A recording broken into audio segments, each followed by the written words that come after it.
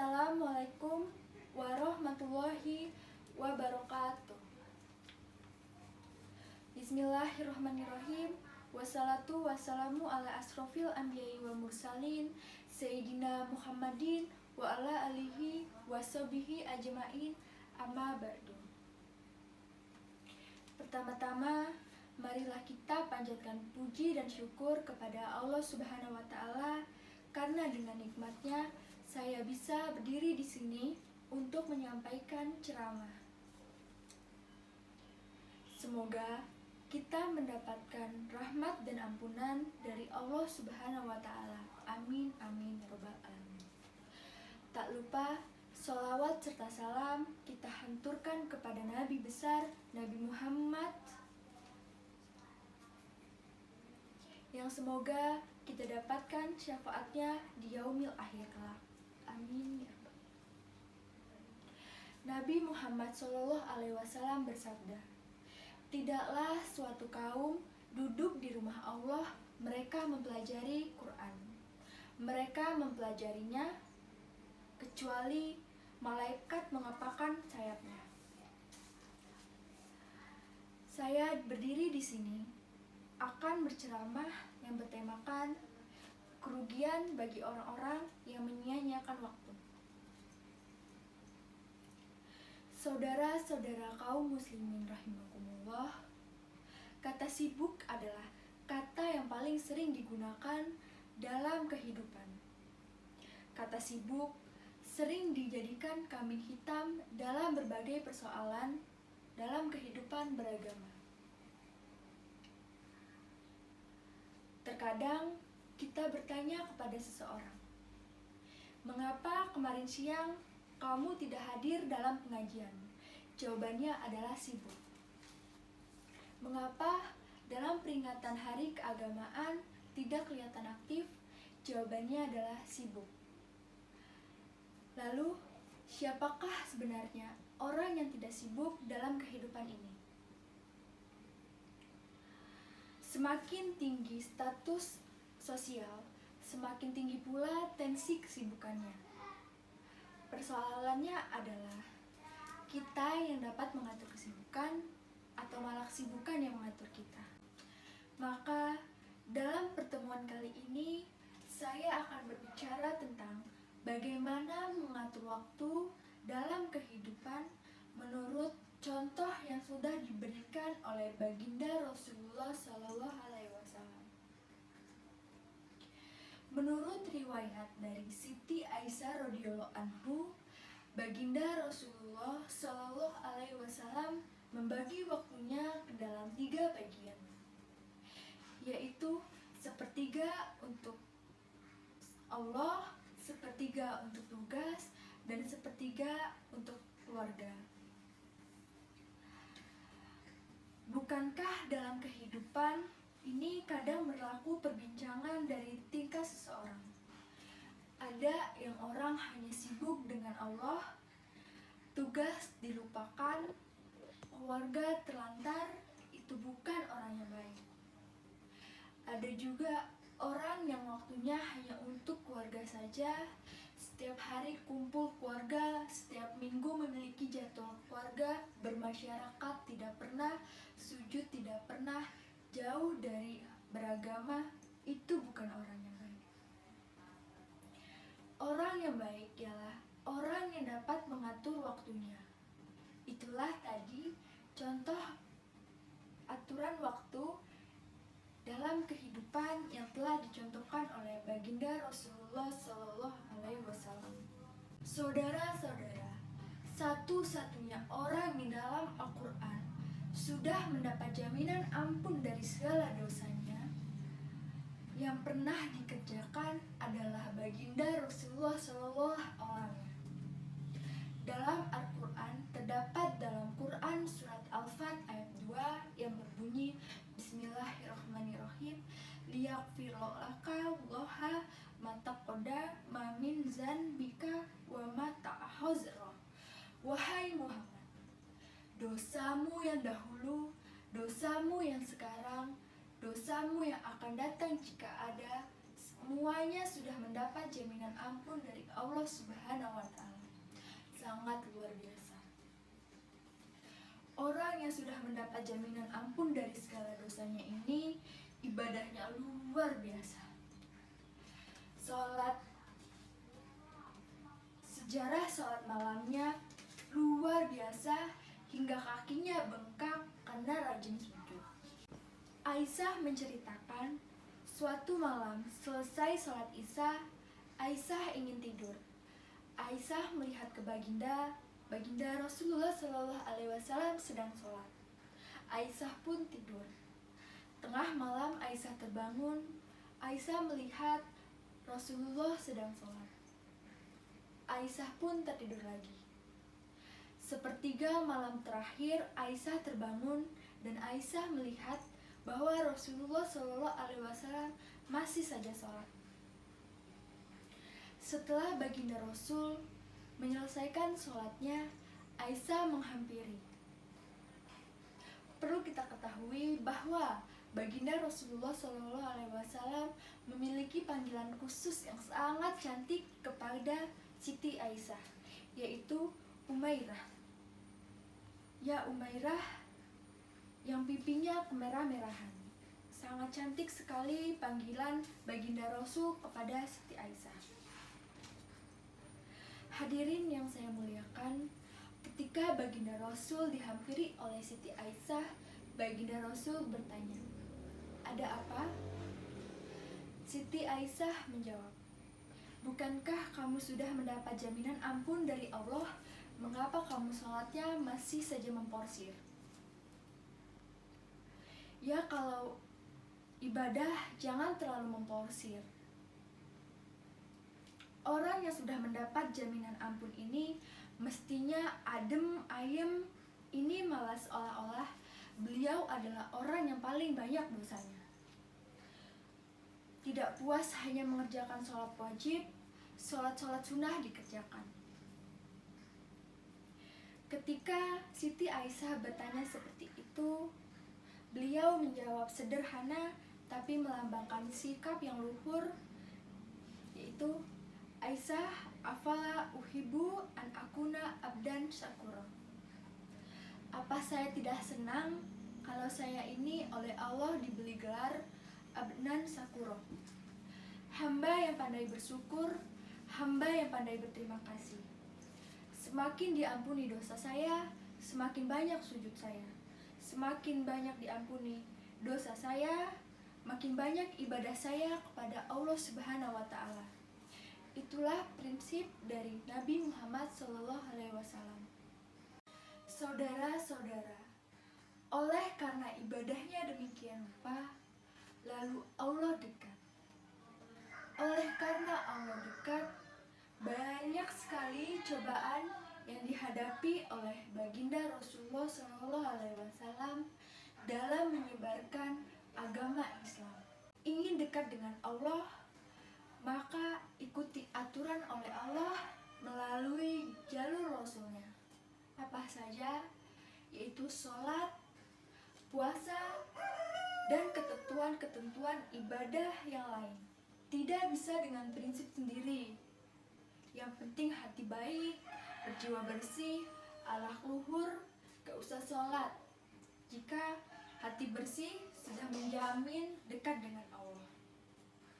Alangkah enaknya jika begitu. Jika hati baik, budi luhur sudah menjamin dekat dengan Allah, maka orang yang pertama berhenti sholat adalah Baginda Rasulullah SAW. Nyatanya tidak. Beliau adalah standar yang kita jadikan contoh dalam mengamalkan ajaran-ajaran agama dalam kehidupan ini. Itulah tadi sepertiga waktu beliau untuk Allah Subhanahu wa Ta'ala. Kemudian sepertiga yang kedua, waktu dari Baginda Rasulullah adalah untuk tugas. Sebagai Rasul, menyampaikan risalah Islam berhadapan dengan umat, yang jadi soal adalah apa modal utama beliau dalam melaksanakan tugas ini. ini dapat sebagai cerminan untuk kita. Modal utama yang pertama adalah keteladanan, dan yang kedua adalah akhlak. Sekarang ini kita hampir mengalami krisis. Yang sering kita dengar adalah krisis wibawa. Krisis wibawa timbul karena tidak adanya keteladanan. Adapun Rasul berwibawa karena timbul di tengah umat karena keteladanan ini. Apapun yang beliau ajar, baginda Rasulullah lah orang pertama yang melaksanakannya. Yang kita perlukan adalah satu-satunya kata dan perbuatan bahwa kalau itu yang diucapkan, itu yang dikerjakan. Jika itu yang dilakukan, itu yang diterapkan. Yang kedua, rahasia sukses beliau adalah akhlak. Beliau tidak menyampaikan Islam ini dengan berteriak-teriakan, tidak juga dengan bujuk rayu, tidak pula dengan menakut-nakuti orang. Sebab kebenaran tidak dapat dipupuk dengan materi. Kebenaran adalah soal keyakinan. Keyakinan adalah soal batin. Orang yang beragama tertarik karena materi, imannya dipupuk dengan materi, dan usaha seperti itu sama saja dengan menegakkan benang basah yang ia percaya dengan sesuatu, namun ia tidak mengerti. Alangkah malang jika ada orang seperti itu. Namun, tidak demikian dengan Rasul. Islam ini adalah satu keyakinan. Keyakinan terhadap kebenaran hanya bisa ditegakkan dalam hati nurani manusia yang paling mendasar. Itu pula Quran memiliki prinsip la ikrah hafzin. Tidak ada paksaan dalam beragama, mau Islam silakan, mau tidak juga silakan. Saudara-saudara, kaum muslimin rahimakumullah, kalau yang berakhlak kepada teman itu sudah biasa. Bagaimana jika berakhlak dengan musuh? Ini sangat luar biasa, yang mana agaknya Allah pun memuji. Wa innaka ala hulukil azim.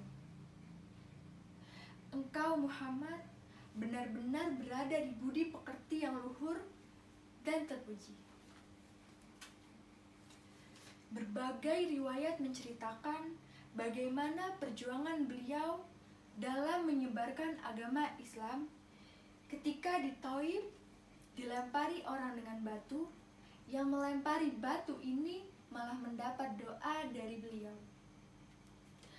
Allahumma dikauli fa innahum fa ya'lamun. Ya Allah, berikanlah hidayah, berikanlah petunjuk kepada yang melempari batu dengan batu karena mereka tidak tahu. Jika mereka tahu, tidak akan mereka melempari saya dengan batu. Ya Allah, berikanlah hidayah kepada mereka. Padahal pada saat itu malaikat Jibril menawarkan, Ya Muhammad, jika kamu ingin saat ini juga yang melempari kamu batu mau hancur, saat ini juga aku angkat Jabal Uhud dan saya timpahkan kepada mereka. Nabi Muhammad menjawab, jangan Jibril, mereka tidak tahu. Lebih baik doakan mereka supaya mendapatkan hidayah. Dalam kondisi kepepet, dilontari dengan batu, malaikat Jibril datang menawarkan jasa. Beliau lebih memilih mendoakan orang yang berbuat jahat itu. Bagaimana jika kita yang dijahati orang dilempari batu, kemudian malaikat Jibril menghampiri kita ingin memberikan jasa? Bukankah senang ada yang menolong kita? Tetapi lain dengan baginda Rasulullah SAW. Ketika beliau sholat zuhur, beristirahat di bawah pohon kurma, datang seorang kafir bernama Daksur. Ia sudah lama mengintip-ngintipi dan mengeluarkan pedang dan berkata, "Muhammad, jika saat ini kutebas batang lehermu, siapa yang akan menolongmu?" Nabi Muhammad menjawab, "Yang akan menolong saya, Allah. Allah lah yang akan menolong saya."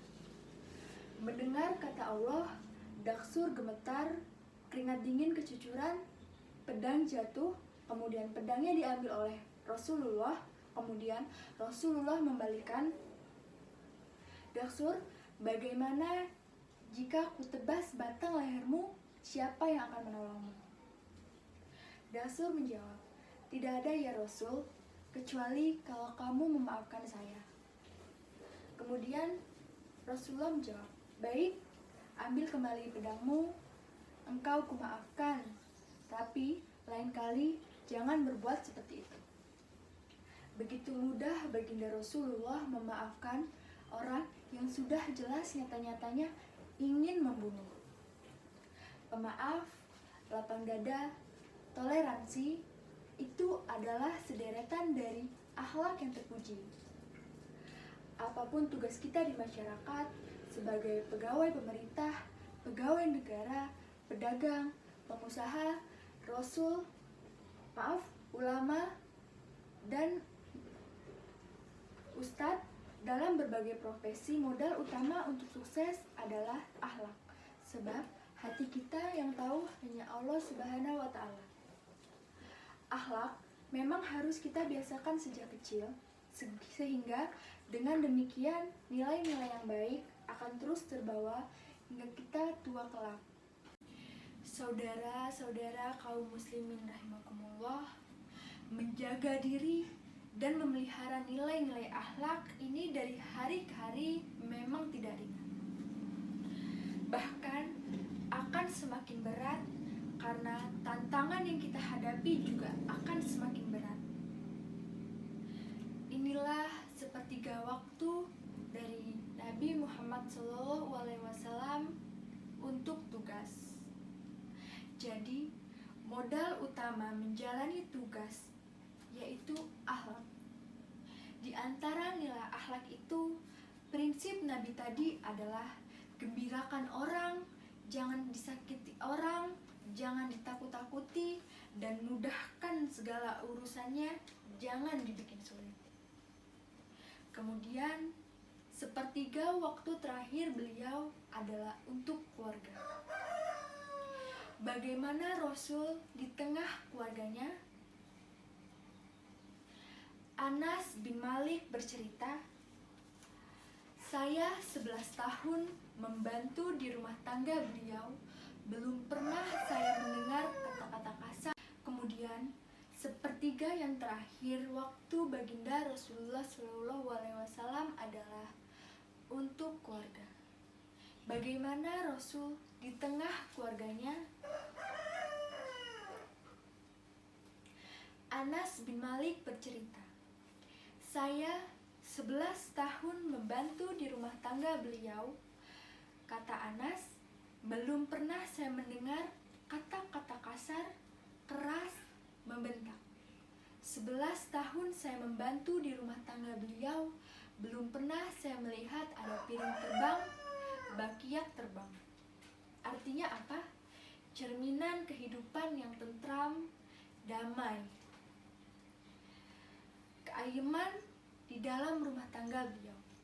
Padahal rumah tangganya kecil, istrinya pun lebih dari satu, tapi aman, tentram, damai, dan rukun.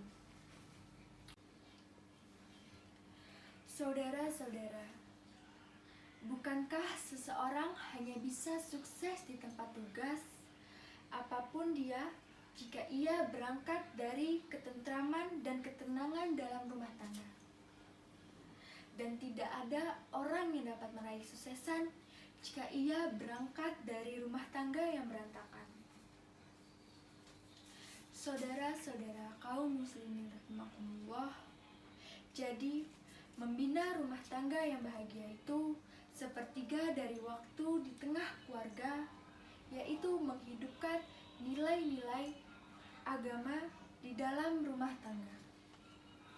Oleh karenanya, pada bagian akhir ini dari ceramah ini saya mengajak, marilah pandai-pandai membagi dan mengatur waktu. Ada waktu untuk Allah, untuk tugas, dan untuk keluarga.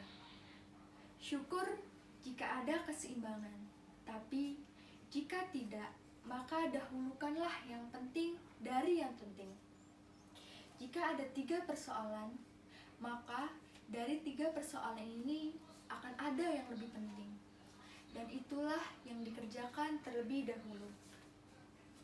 Baiklah saudara-saudara, baik saudara hadirin, demikianlah pertemuan ceramah pada siang hari ini. Sebelum kita tutup, marilah kita panjatkan doa kafaratul majelis. Subhanakallah wa bihamdika asyhadu an la ilaha illa anta astaghfiruka wa atubu ilaik. Terima kasih atas segala perhatiannya. Mohon maaf atas segala kekurangan. Usikum wa nafsi bitaqwallah. Wassalamualaikum warahmatullahi wabarakatuh.